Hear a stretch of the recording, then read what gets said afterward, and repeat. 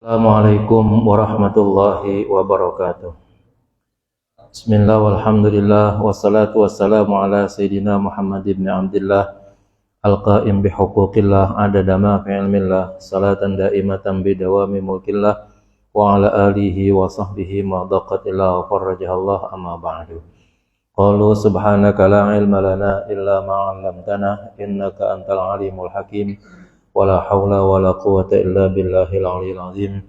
Rabbi shrah li sadri wa yassir li amri wahlul 'uqdatam min lisani yafqahu qawli. Rabbi shrah li sadri wa yassir li amri wahlul 'uqdatam min lisani yafqahu qawli.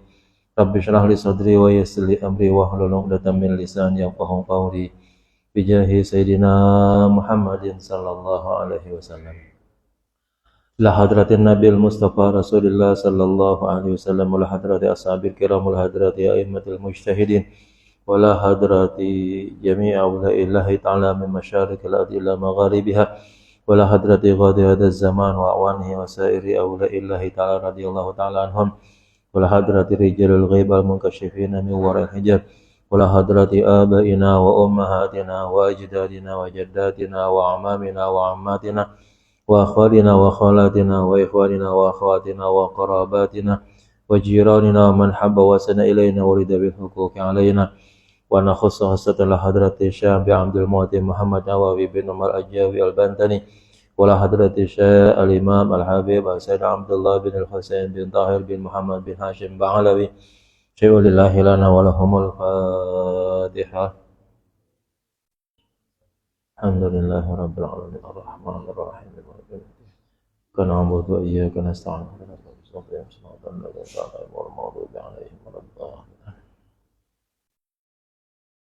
kita lanjut halaman 231 baris kelima dari bawah. Bismillahirrahmanirrahim. Qala al-muallif rahimahullahu ta'ala wa adama naf'a bihi wa bi'ulumihi bid darin amin. Kita masih membicarakan zakat, khususnya zakat fitrah sekarang. Ammal murtaddu, adapun orang yang murtad, fa in aslama, maka apabila dia kembali masuk Islam, lazimathu, maka zakat itu wajib bagi dirinya, an nafsihi, bagi dirinya sendiri, wa mumawwanihi, dan orang yang ditanggung biayanya. Wa illa apabila tidak masuk Islam, fala, maka tidak wajib mengandung atau mengeluarkan zakat alal mu'tamadi, menurut pendapat yang dapat dijadikan pegangan. Pada intinya sih, orang yang tidak beragama Islam, baik Islam karena memang asli kafir atau Islam yang karena murtad dan masih dalam posisi murtad, emang nggak ada kewajiban untuk beribadah. Kenapa? Kalau dia beribadah juga nggak sah ibadahnya, karena semua ibadah persyaratan utamanya adalah Islam dulu gitu. Sholat Islam, ya, orang non Muslim sholat ya percuma, ya, nggak ada manfaatnya. Puasa ya harus Islam.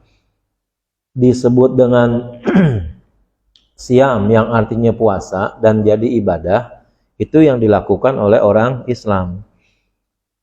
Ada puasa dilakukan oleh bukan orang Islam, ya bukan puasa namanya. Mungkin bahasanya menahan lapar, gitu aja, ya. Karena kalau udah sebutannya siam dalam bahasa kita puasa, yaitu udah ibadah, gitu, ya. Demikian juga zakat, ya. Zakat hanya ada pada orang Islam. Dia tidak beragama Islam, baik dia memang awalnya kafir ataupun masih dalam posisi murtad, ya tidak wajib baginya, ya. Walaupun secara global perintah ibadah itu, ya, itu memang bagi semua manusia. Jadi nanti semua manusia wajib beribadah, ya, kepada Allah itu sama semua. Lalu ada yang kafir.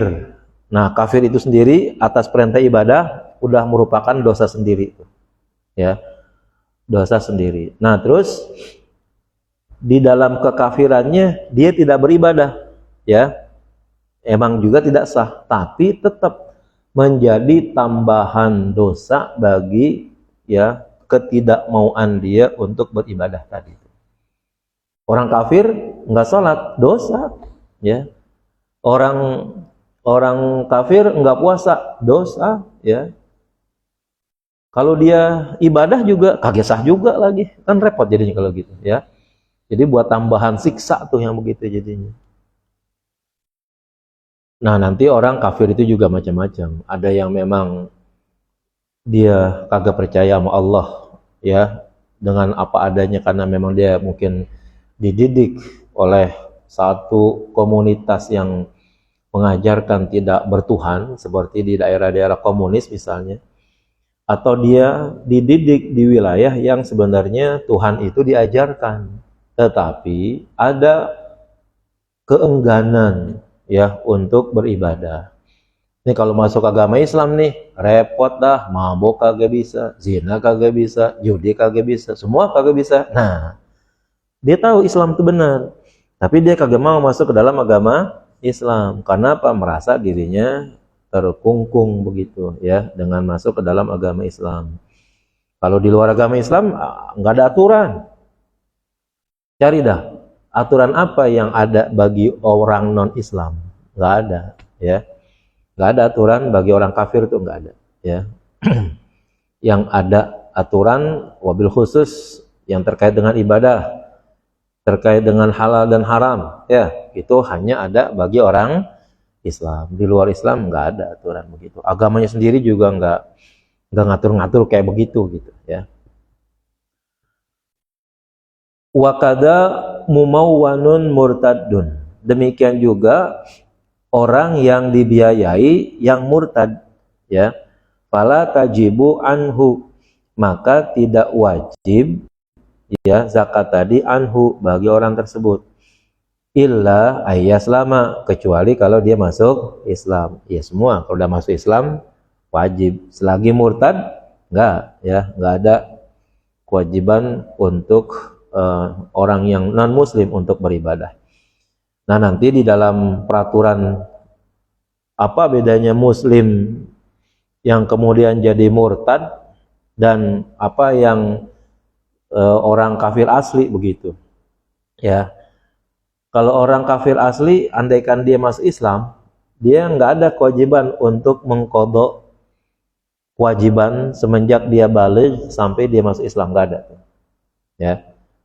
Ada orang non muslim apa aja agamanya, ya, anggap di usia 40 tahun dia masuk Islam, ya, mulainya dari situ, mulai startnya wajib ibadah tuh mulai dari situ, gitu, ya. Sekarang ada orang kafir, ada orang Islam, ya, murtad, ya, anggap umur 40 tahun dia murtad, ya, 5 tahun murtad tuh dia, jadi pas 45 tahun itu murtad. Memasuki tahun ke-6 sadar lagi dia, ya, akhirnya masuk Islam lagi. 5 tahun tuh dia non muslim, maka selama 5 tahun, ya, dia murtad, itu wajib bagi dia membayar semua muanya tuh, ya. Sholat qodho tuh 5 tahun, bayangin, ya, 5 tahun kali 17, ya kan, 17 rakaat maksudnya, ya. Nah, kagak kebayar dah kayaknya, ya, banyak banget kan kalau begitu. Artinya kalau seandainya dia tiap sholat, dia sholat lagi aja dah, itu kan kudu 5 tahun lagi kalau begitu, ya. Pas umur 46 tahun dah, ya, dia kudu 5 tahun lagi tuh, setiap sholat zuhur dia sholat lagi bayar qodho, setiap subuh dia bayar qodho lagi, gitu misalnya. Itu butuh 5 tahun lagi kalau sampai umurnya, ya kan. Kalau kagak, utangnya banyak banget. Puasanya 5 tahun tuh, ya, 5 tahun kali 30, 150 hari berarti bayar itu lagi semua, ya, paling tidak itu, ya. Nah, ditambah lagi zakat, ya, itu udah. Nah, orang yang murtad itu kewajibannya seperti itu. Kenapa begitu? Ya, diperberat, ya. Orang muslim gitu misalnya, seandainya dia ninggalin sholat tapi bukan karena murtad, mungkin karena malas gitu misalnya ya, orang muslim nih nggak mau ibadah ya, tapi bukan karena dia menantang Tuhan bahwa ibadah itu nggak wajib, hanya karena malas. Udah jauh lebih baik kita nggak sembahyang gitu daripada harus menjadi orang atau murtad masuk ke dalam agama lain gitu. Ya, kalau udah masuk ke dalam agama lain, nah udah ya, dosanya sangat besar ya. Kemudian kewajiban nanti wajib ganti lagi begitu ya. Kalau dari muslim susah, terus masuk agama lain susah-susah juga begitu ya, sampai bohong ya kan, ngapain ya kan, agak ada perubahan itu. Kalau habis masuk ke dalam agama lain kayak dah gitu, nggak pakai kerja ya, dikasih kontrakan 200 pintu gitu misalnya, ya boleh juga dah kali kalau mau gitu ya. 200 pintu, ntar masuk aja, masuk Islam aja diem-diem dah ya kan lumayan kalau begitu. Nah ini murtad juga susah juga ya, buat apaan kalau begitu ya, kagak ada kemajuannya kalau begitu ya. Nah ini sayang-sayang kalau begitu nih, banyak orang yang berpikir bahwa kalau dia masuk ke dalam agama lain ya itu seolah-olah ya dirinya akan mengalami perubahan ekonominya, apanya segala macamnya. Enggak ya, mungkin sih awal-awal masuk agama lain dibantu kali, emang terus mau dibantu begitu tanpa dia harus bekerja gitu ya kan, guncangan gitu terus dibantu sama rumah ibadahnya, apa rumah ibadahnya gitu, enggak ya, paling-paling awalnya doang begitu. Afada dalika Ibnu Hajar fi Fathul Jawad, demikian dijelaskan oleh Imam Ibnu Hajar di dalam kitab Fathul Jawad. Wa innama tajibu zakatul fitri ala man yamliku dzalika as-sa'ah idza fadulat an dainihi. Dan sesungguhnya wajibnya zakat fitrah itu kepada orang yang memiliki satu sok itu idza fadulat an dainihi, jika satu sok tersebut melebihi dari batas hutangnya. Jadi orang punya hutang itu sebenarnya termasuk orang yang tidak wajib bayar zakat ya. Innamas shadaqatu lil fuqara wal masakin wal amilina 'alaiha wal mu'allafati qulubuhum wa fir riqab wal gharimin. Gharimin itu ada yang bilang begini, dia punya hutang untuk menghutangi orang lain atau menghutangi kepentingan agama ya. Ada masjid bangun, duitnya habis, akhirnya dia yang mengatasnamakan dirinya, saya utang untuk ngelanjutin bangun masjid ya. Material ya, material kalau dibilang nih masjid ngutang dulu ya, tegang materialnya, masjid ngutang, gue nagih sama siapa kalau begitu. Gue nagih sama siapa. Nah untuk itu dia berani tuh, dah nih atas nama saya nanti ya saya upayain ya untuk bayar, tapi utangnya banyak ya, karena apa? Karena kebutuhannya banyak. Nah berarti dia masuk dalam kategori gharimin tuh. Nah orang kayak begini sebenarnya biar secara pribadi kebutuhannya ada gitu, itu mestinya nggak wajib zakat. Apalagi kalau dihitung-hitung utangnya banyak, keberadaan keuangannya lebih sedikit daripada jumlah hutangnya gitu. Yang tunai ada begitu, tunai ada sekian, utangnya di atas sekian, itu sebenarnya itu nggak wajib ya. Yang sebenarnya itu begitu ya. Tapi sih emang berapa duit sih harga beras 4 liter kan begitu permasalahannya ya kan. Kalau masih duit ada ya 5 juta itu misalnya begitu, utangnya memang hampir 100 juta, tapi 5 juta masih pegang, kan kagak semuanya kebeli tuh beras. Emang 5 jutanya beli beras semua buat zakat kan kagak ya kan ya, apalagi ditentuin sama perintah ya, apa namanya, cuman 50.000 gitu loh, masih ada sisanya banyak kalau begitu ya kan. Nah, ini pada dasarnya aturannya begitu ya. Tapi kalau seandainya dia tetap menjalani ya tugas kewajibannya sebagai muslim, ngeluarin zakat juga, wah itu sangat bagus sekali begitu ya. Hutang dia punya tapi tetap mau bayar zakat. Kenapa? Fa'inahu yamna'u jubaha. Karena sesungguhnya hutang bisa mencegah kewajiban zakat fitri ya. Walau muajjalan, sekalipun utangnya nyicil ya. Utangnya itu nggak wajib bayar kontan. Punya utang 100 juta nih ya. Dicicil sebulan 5 juta, sebulan 5 juta. Sebenarnya dia punya pemasukan lebih daripada itu ya. Nah, berarti sebenarnya kan nggak berat-berat banget ya kan. Nah, sekalipun dia dibebani hutang dalam bentuk cicilan, tetap ya dia tidak punya kewajiban untuk mengeluarkan zakat. Wa in radiya sahibuhu bitakhir, bahkan sekalipun orang yang ngutangin tuh senang, redo, mau untuk ditunda ya. Apalagi yang punya utang bilang ya, ente utang sekian nih ya, untuk bulan Ramadan ini udah tunda dulu ya, bebasin dulu. Udah kamu bayar setelah Ramadan. Nah, kan ada kalau gitu namanya ya. Nah, seandainya itu seperti itu. Tapi kalau seandainya dia masih berpegang, gua punya utang gitu ya kan, utangnya gede ya, gua gak bayar zakat, ya nggak apa-apa ya kalau mau gitu. Kalau dia ngaku seperti itu ya, nggak jadi masalah. Memang dia punya utang. Ya apalagi sih kalau memang hutangnya itu dalam rangka memenuhi hajatnya, kebutuhan yang menjadi pokok baginya ya. Nah itu ya penting kalau begitu. Yang paling gampang diantaranya kalau sekarang tuh rumah nih misalnya ya, nggak punya rumah ya itu kan termasuk susah rasanya gitu ya. Maka kalau orang yang dalam masih mencicil rumah itu termasuk orang yang punya hutang dan boleh tidak bayar zakat fitrah. Ya sekali lagi cuma istilahnya rugi aja begitu ya.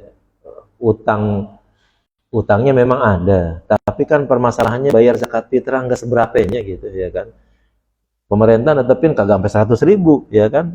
Saya selama ini nggak pernah tuh lihat ketetapan pemerintah di atas 60.000 ya, hampir di bawah itu semuanya. Baru-baru aja nih hampir 45.000 terus ke atas begitu ya. Tapi sampai 60.000 saya kira belum sampai itu begitu. Artinya ya masih bisa ditanggulangi gitu ya.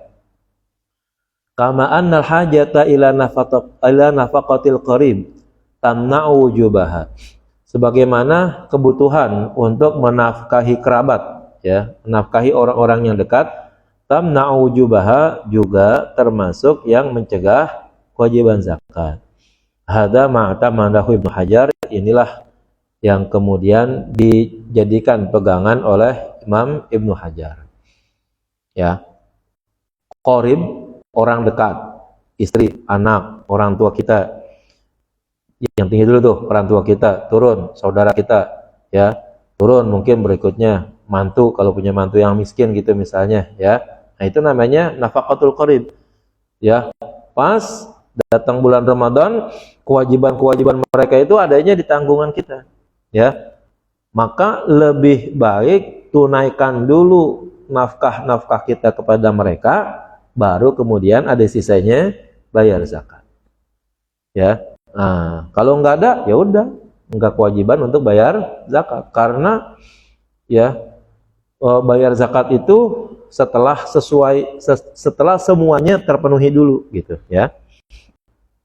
Sekarang bagaimana kalau seandainya nafkah kepada kerabat ya, yang miskin-miskin kita yang tanggung nih ya, mulai dari orang tua ya, tinggalnya di rumah kita, bapak ibu kita ya kan, adik kita lagi sekolah, lagi kuliah, kita yang bayarin ya, dan seterusnya dah pokoknya. Ada tuh berapa orang masuk dalam kategori yang orang kita tanggung nafkahnya. Kalau gitu enaknya boleh nggak kita zakat fitrahnya ke dia pada itu, kan dia termasuk pokoknya juga namanya, paling nggak masakin lah gitu ya kan.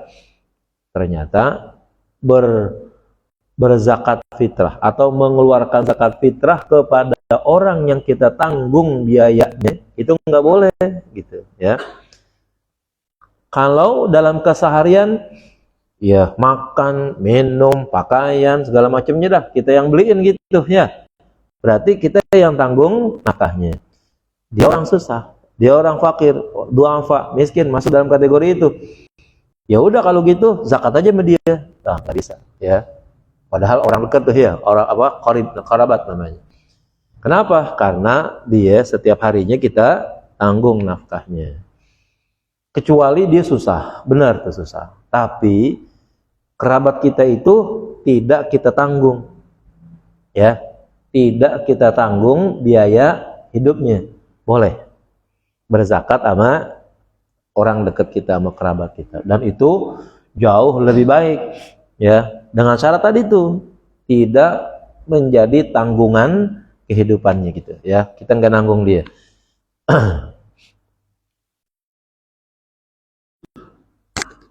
Wakila, dan katakan la yu'tabarul fadlu anid dini wal adami. Ya. Tidak diperhitungkan adanya kelebihan dari hutang dan dari tanggungan ya manusia. Ada yang mengatakan begini, ya, ada utang atau tidak ada utang, zakat fitrah wajib. Ada orang yang ditanggung atau tidak ada yang ditanggung, zakat fitrah tetap wajib. Tuh, dikatakan la yu'tabarul fadlu anid dain wal adami. Ya, jadi artinya zakat itu nggak ada penghalangnya, ya. Wajib, yang penting pada dirinya punya kelebihan, gitu aja. Ya, pada dirinya itu dia punya kelebihan, gitu. Kalau dia sendiri nggak punya, ya bagaimana mau zakatin kalau dia sendiri kagak punya, gitu kan? Yang penting nih dia punya, gitu. Lebih tuh, ya, satu sok buat dirinya itu memang ada, buat keluarganya masih ada, wajib zakat. Adapun hutang, ya lain urusannya. Nanggung keluarga, lain urusannya, gitu, ya. Li'annahu la yamna'u ijabun nafaqati, ya, karena sesungguhnya ya yang demikian itu tidak mencegah ya kewajiban memberikan nafkah. Fal fitratu, sedangkan zakat fitrah atabi'atulaha itu ngikut kepada adanya nafkah. Kadalika demikian. Jadi gini, hutang ya itu tidak bisa mencegah kewajiban bayar zakat. Kenapa? Kewajiban bayar zakat itu kaitannya dengan nafkahnya, ya. Selagi nafkahnya kita yang tanggung, maka kita yang ngeluarin zakatnya. Karena memang zakat fitrah itu ngikutin tanggungan nafkah, bukan ngikutin utang, gitu. Kalau ada utang jadi berhenti gitu misalnya, enggak. Kita utang banyak, misalnya ya, utang banyak. Tapi itu orang yang tadi tuh istri, anak, ya, orang tua mungkin, saudara, kita yang tanggung nafkahnya. Biar utang banyak, terus nafkah yang sehari-harinya kita yang tanggung, ya wajib ngeluarin zakat lagi. Nah, tuh dikatakan seperti itu. Hadza ma'tamadahul Azra'i. Nah, ini yang dijadikan pegangan oleh Imam Al-Azra'i. Tuh. Terus kelebihan apa lagi? Wa kiswatihi. Kalau kemarin makanannya. Wa kiswatihi. Dan pakaiannya.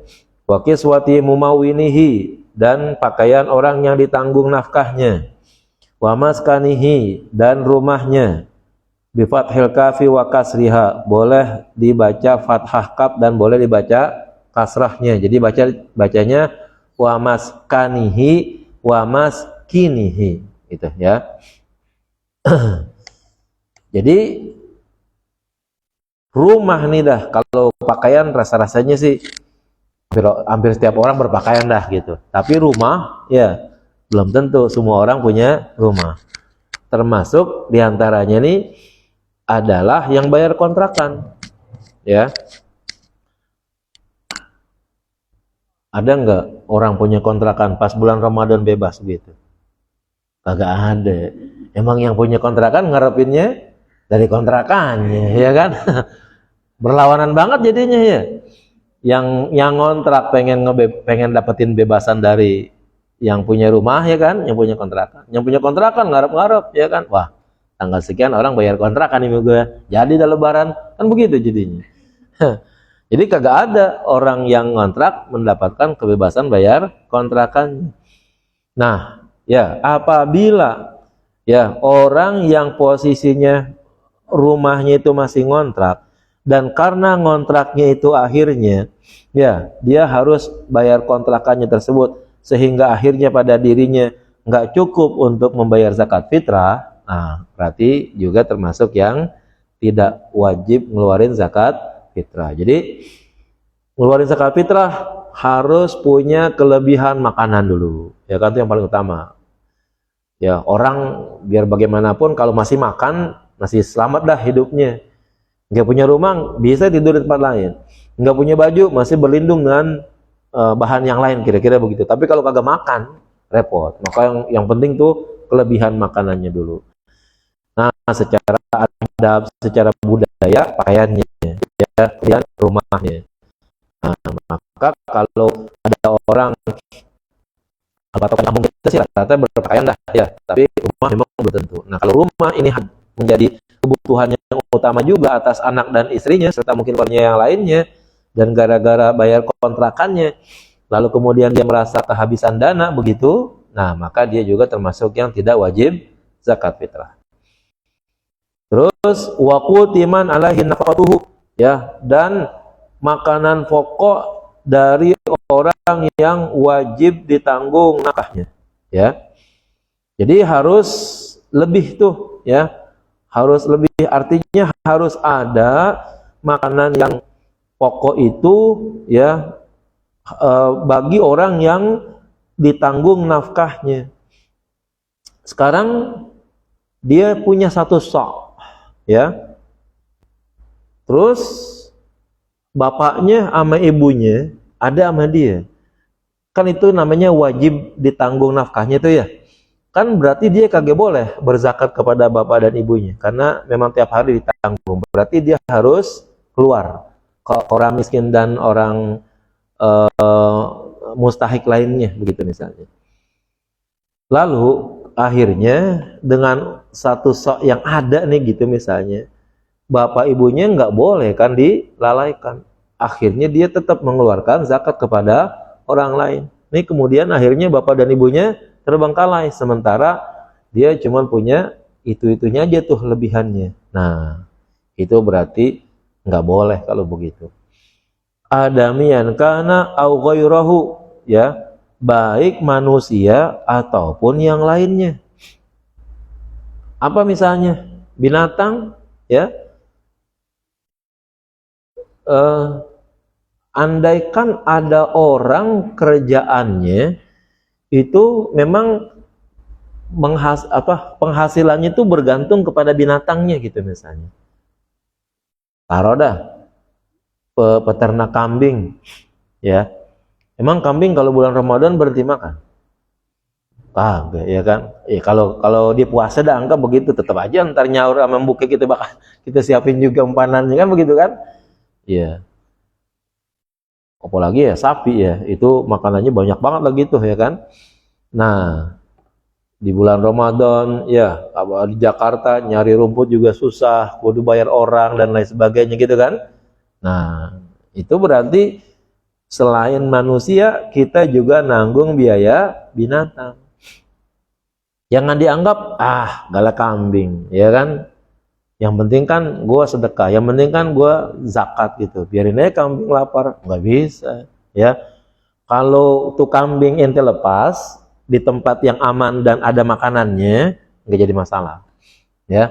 Tapi kalau tuh kambing dikandangin begitu, ya, kemudian giliran bulan Ramadan akhir itu kagak diempanin, percuma puasa, ya kan? Puasa yang seharusnya menggugurkan dosa, gara-gara kambingnya kagak diempanin, nambahin dosa lagi. Padahal kambing tuh, ya. Saya kira sahabat-sahabat mungkin pernah kali baca ada seorang perempuan yang ibadah, ya, terus kucingnya diikat, bahasa kita itu, ya. Tapi tuh kucing yang diikat atau yang dikandangin kagak dikasih makan. Orang nanya Rasulullah, ya Rasulullah tuh bagaimana tuh ibadah kayak begitu? Ya, nah, ya dia mati, nah, gara-gara kucing gitu ya. Kucing kan istilahnya bukan binatang yang halal dimakan, ya. Nah kalau kambing berarti ya yang dari binatang dari segi muhtaramnya lebih tinggi muhtaramnya kambing daripada kucing. Kucing hal tapi nggak boleh dimakan, ya. Terus kucing sama anjing, ya lebih tinggi kucing daripada anjing. Anjing sama babi lebih tinggi anjing gitu. Nah kalau ada yang perlu dikasih makan, mana duluan tuh? Cari yang tingkat muhtaramnya lebih tinggi, ya. Kambing dulu, baru kemudian kucing. Kalau kita masih punya anjing buat jaga latar rumah kita gitu, atau kebun kita, atau kambing-kambing kita, baru anjingnya, ya. Gitu. Nah ini Islam tuh ya sampai sebegitunya ya di dalam menghargai nyawa baik ya binatang maupun manusia. Nabbaha ala dzalika al-Hisni, yang demikian itu diingatkan oleh Imam Al-Hisni. Kapan? Yaumal Idi wa lailatahu, ya, punya kelebihan makanan, punya kelebihan pakaian, punya kelebihan ya ada rumah gitu maksudnya, dan kelebihan orang atau kesiapan makanan pokok orang yang kita tanggung, kapan tuh ya baru boleh mengeluarkan zakat? Yaumal Idi wa lailatahu, ya pada hari raya Idul Fitri dan malam sesudahnya. Ya, ini hari ini puasa terakhir. Ya, malam takbiran nih berarti nih. Tuh pas maghrib tuh maksudnya sebenarnya itu udah masuk Yaumul Id namanya. Walaupun belum sholat Id dan masih boleh ngeluarin zakat fitrah.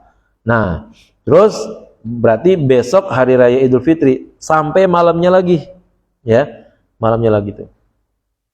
Dengan arti begini, setiap orang yang mengeluarkan zakat minimal dia harus punya makanan dulu nih, makanan dari maghrib malam takbiran ya sampai nanti maghrib di hari raya, ya. Maghrib dia itu minimalnya segitu tuh. Lebih jauh tadi disebut dengan malamnya begitu, ya. Kalau dia dalam hal makanan nih, kalau orang ini ya diperkirakan hari raya Idul Fitri dan malamnya nggak punya makanan pokok ini ya, terus akhirnya dia zakat, itu salah kalau begitu, ya. Bahasanya kalau orang bekerja nih, kalau pedagang masih mungkin laku juga kali, tapi kalau orang bekerja ya yang jadi pegawai atau yang jadi apa, bisa jadi di hari raya hampir semua ya instansi yang bukan muslim pun tutup gitu, ya. Nggak ada orang yang bisa bekerja di hari raya, bahkan mungkin 3 hari berikutnya tuh masih tutup semuanya. Nah, sulit rasanya untuk orang yang nggak punya apa-apa tiba-tiba di hari raya dia harus cari kerjaan gitu misalnya. Siapa yang mau mempekerjakan sementara orang lagi pada libur gitu misalnya. Nah, makanya ya kelebihan makanan itu harus terjaga ada mulai dari maghrib terakhir di bulan Ramadan, berarti awal Syawal ya, harinya besok hari raya Idul Fitrinya, terus sampai malamnya lagi paling tidak maghrib ya, itu makanan harus terjamin bagi dirinya dan juga bagi keluarganya. Kalau dari hari Ramadan terakhir sampai hari raya dan malamnya dikhawatirkan kagak ada makanan lain, ya makanan pokok maksudnya, maka dia termasuk yang tidak wajib mengeluarin zakat fitrah. Itu begitu. Jangan maksain diri. Udahlah tawakal aja sama Allah ya kan. Ntar juga orang bawain lagi. Kalau ada yang bawain, kalau kagak kan lebih baik nyimpen yang ada ya daripada harus minta-minta gitu. Ya. Makanan yang pokok anggap dah dia buat keluarganya nih, ada sisanya itu sebenarnya kira-kira 4 liter gitu ya, dia zakatin ya kan. Dia nggak punya tuh yang lain hampir ada, misalnya makanan cuma itu beras itu zakatin ya kan. Terobat tuh jangan begitu ya. Tawakal juga harus berpikir panjang begitu ya, jangan sampai pada akhirnya mengandalkan tawakal hilang semuanya gitu jadinya. Yang tadinya dia terhormat dengan biaya atau makanan yang ada tanpa harus minta-minta, lalu kemudian akhirnya dikeluarkan zakatnya, tiba-tiba kagak ada yang diperolehnya, ya, nggak ada yang diperolehnya. Akhirnya dia harus minta-minta sama tetangga, bang, gua habis zakat kemarin nih, beras gua habis banget, ya kan, pendaringan kali lagi kosong. Nah, kemarin lu zakatin beras lu, ya kan, salah tuh kalau begitu, ya. Nah, jadi agama tetap, ya, yang disebut dengan maqasidus syariah tuh, ya, yang disebut dengan hifzun nafsi, ya, itu ada di situ tuh, ya. Kita jangan atas nama agama, atas nama keyakinan dan lain sebagainya secara frontal begitu, nggak boleh. Maka bahasanya itu dalam Al-Quran, wala tabsut hakullal basti, misalnya ngeluarin seablak-ablak kalau kita bilang begitu, nggak boleh dalam ajaran agama, ya. Jaga-jaga juga. Karena apa? Sedikit yang kita punya memang menjadi milik kita, mampu menjaga kehormatan kita, jauh lebih baik kita jaga itu daripada akhirnya kita harus minta-minta. Tuh, ya, nggak boleh tuh di dalam ajaran agama kita secara al-ghulu, melampaui batas begitu. Li'anal quta fi hadza zaman daruriyun. Karena makanan pokok pada waktu ini, ya, hari raya Idul Fitri dan malamnya, daruriyun, menjadi sesuatu yang sangat pokok, ya, menjadi penting. Waktu biral fadlu anhu, maka diperhitungkan kelebihan dari situ tuh. Nah, jadi sekarang normal dan kita pakaian ada, rumah ada tuh, ya. Sekarang perhitungannya makanan, ya. Anggap kita punya pribadi sendiri, istri satu, anak dua, dah normal kan tuh sebagai sebuah keluarga begitu, ya. Nah, perhitungkan tuh, ya, suami, istri, dua anak, andaikan, ya, malam hari raya malamnya nih, ya, malam takbiran sampai besok malamnya beras sebagai makanan pokok kita ada, ya, lalu ada lebihnya. Nah, lebihnya itulah yang disebut dengan atau dikeluarkan sebagai zakat. Itu begitu. Perhitungkan tuh matang-matang gitu, ya. Jangan kemudian wah udah biarin aja nggak apa-apa, ya kan, buat zakat ini kan namanya juga bela agama. Nggak boleh begitu. Itu namanya terlalu melampaui batas kalau begitu, ya. Jaga, ya, saya, istri, anak dua itu harus tetap terhormat, ya. Jangan sampai akhirnya orang menghinakan kemarin menunaikan ajaran agama tapi sekarang malah minta-minta. Tuh nggak boleh begitu, ya. Nah, harus dijaga tuh begitu. Maka perhitungannya di situ dulu tuh, ya. Pas masuk bulan Ramadan akhir, ya, hari terakhir, perhitungkan masih memungkinkan enggak punya makanan di malam hari raya sampai hari rayanya, sampai malamnya lagi. Kalau ada lebihnya, itulah yang dizakatkan. Nah, kalau lebihnya memang bisa mencapai peraturan zakat yang tadi satu sok, wah itu baik, ya kan. Tapi, ya, dihitung-hitung nih, ya, makan malam hari raya, paginya, siangnya, sorenya sampai malamnya dibutuhin 2 liter misalnya tuh untuk orang yang 4 tadi tuh, ya.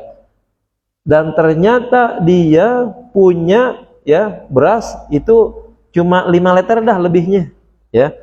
Untuk 2 liter bertahan masih bisa, ya. Terus untuk berzakat ada tuh dia punya 5 liter. 5 liter kalau buat 4 orang kan kagak cukup kalau begitu, ya.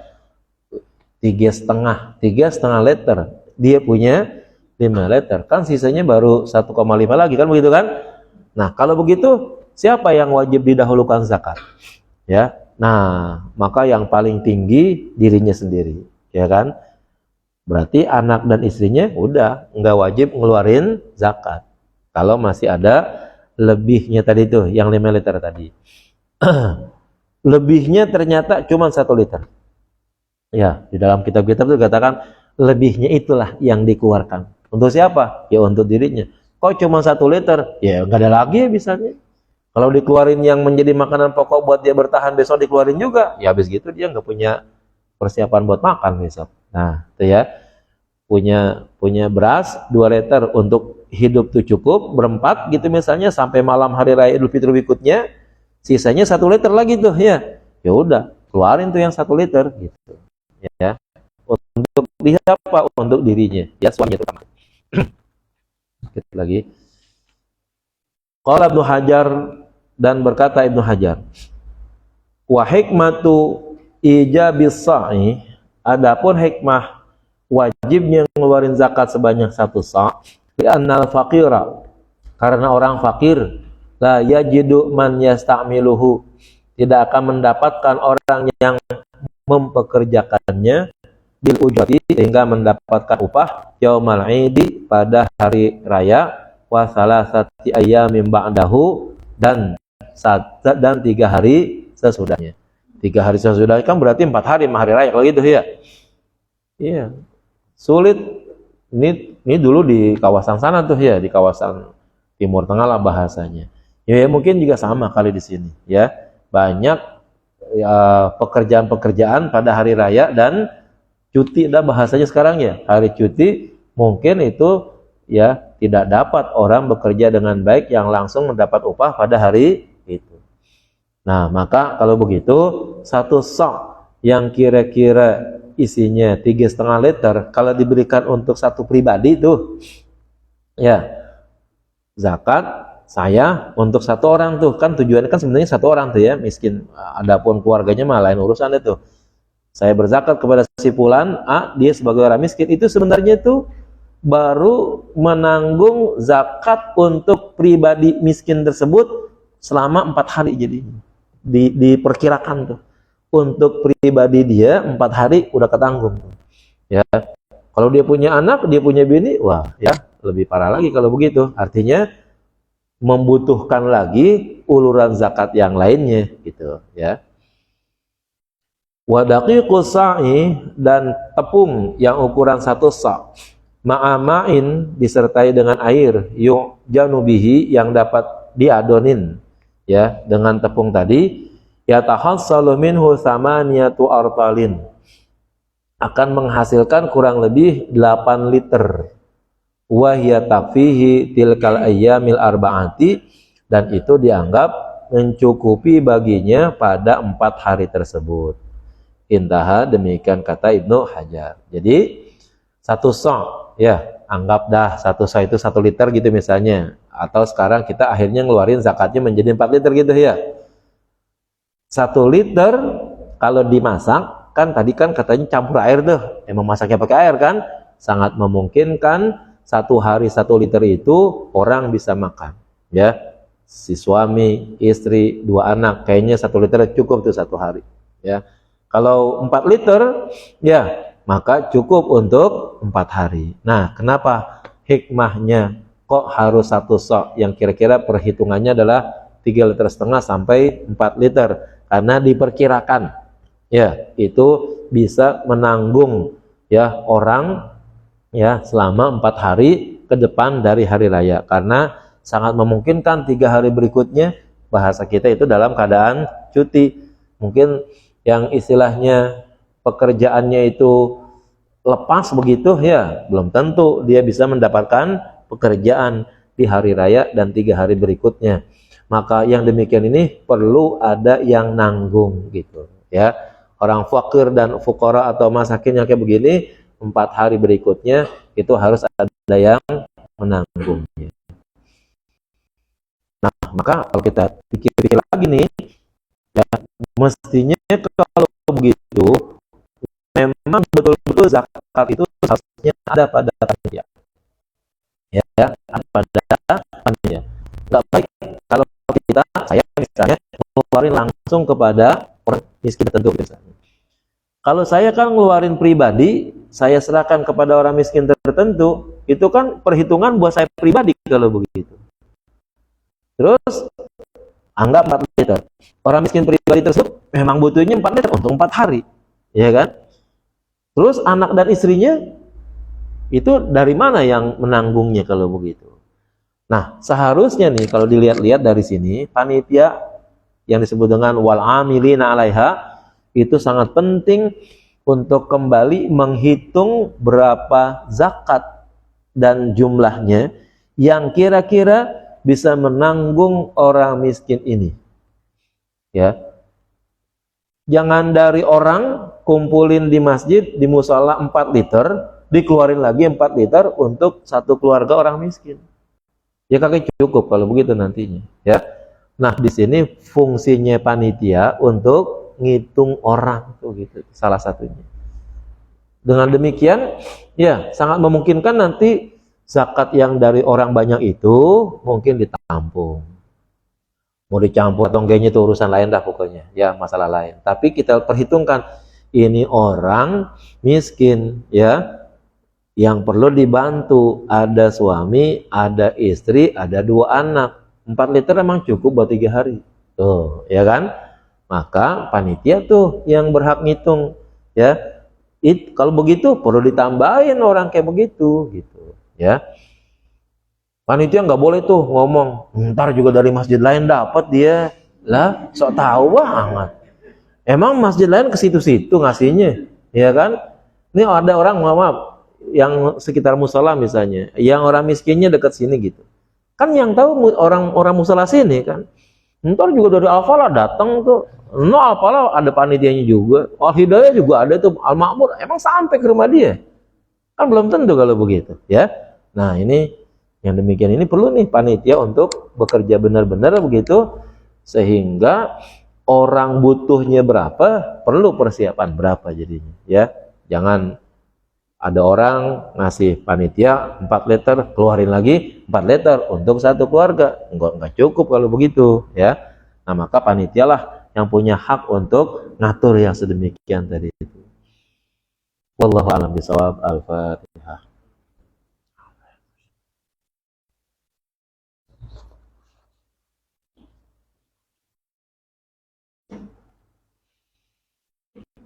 Bismillahirrahmanirrahim. Alhamdulillahirabbil alamin. Hamdan katsiran thayyiban mubarakan fih.